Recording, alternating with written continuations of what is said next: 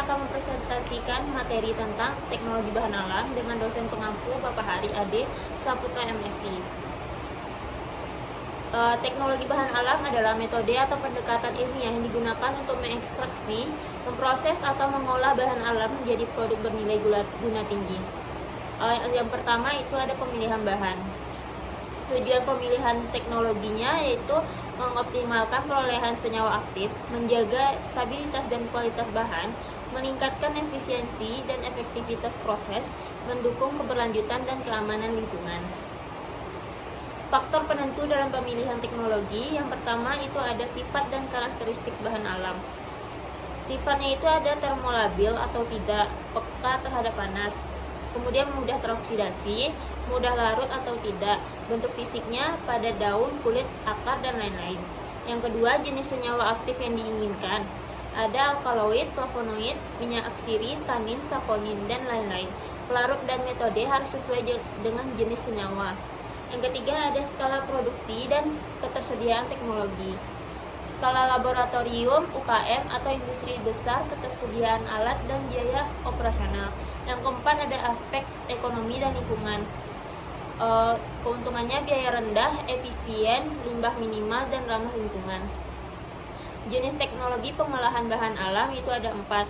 Yang pertama ada ekstraksi, ada 3 bagian, ada maserasi, keuntungannya sederhana dan dilakukan pada suhu ruang. Kemudian soklet itu efisien dan untuk senyawa non volatil atau bahan yang mudah menguap. Ultrasonik atau mikrogelombang itu cepat dan modern. Yang kedua ada destilasi uap untuk pengambilan minyak atsiri dari serai, cengkeh, dan jahe. Yang ketiga ada fermentasi menggunakan mikroba untuk meningkatkan nilai bioaktif. Yang keempat ada pengeringan, freeze drying, menjaga struktur senyawa, sedangkan spray drying untuk pembuatan ekstrak serbuk.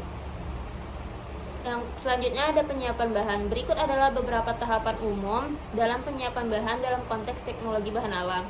Yang pertama ada pemanenan atau pengambilan bahan mentah. Misalnya kayu dari hutan, serat alam dari tanaman seperti rami, kenaf, dan kapas. Atau bahan tambang seperti tanah liat, batu kapur, dan pasir silika. Yang kedua pembersihan dan sortasi, menghilangkan kotoran dari seperti tanah, pasir, kulit, atau bahan lain yang tidak diinginkan. Sortasi dilakukan untuk memisahkan bahan berdasarkan ukuran, kualitas, atau karakteristik lain. Yang ketiga ada pengeringan atau drying. Banyak bahan alam perlu dikeringkan untuk mengurangi kadar air, mencegah pembusukan, dan mempermudah proses selanjutnya. Yang keempat ada penghancuran atau penggilingan, grinding atau milling. Bahan padat diubah menjadi bentuk bubuk, serpihan atau ukuran yang lebih kecil agar mudah dicampur, dicetak, atau direaksikan. Yang kelima ada ekstraksi atau pemurnian jika diperlukan. Proses kimia atau mekanis untuk mengambil komponen tertentu dari bahan alam seperti ekstraksi minyak nabati, isolasi serat selulosa, atau pemurnian mineral. Yang keenam ada pengolahan awal fisik atau kimia, misalnya perlakuan panas, fermentasi, atau penggunaan pelarut untuk meningkatkan sifat-sifat tertentu dari bahan. Penyimpanan bahan tujuannya menjaga stabilitas dan mutu bahan alam sebelum dan sesudah ekstraksi. Metode penyimpanannya ada pengeringan untuk mengurangi kadar air, menggunakan oven atau pada suhu kamar agar tidak cepat rusak.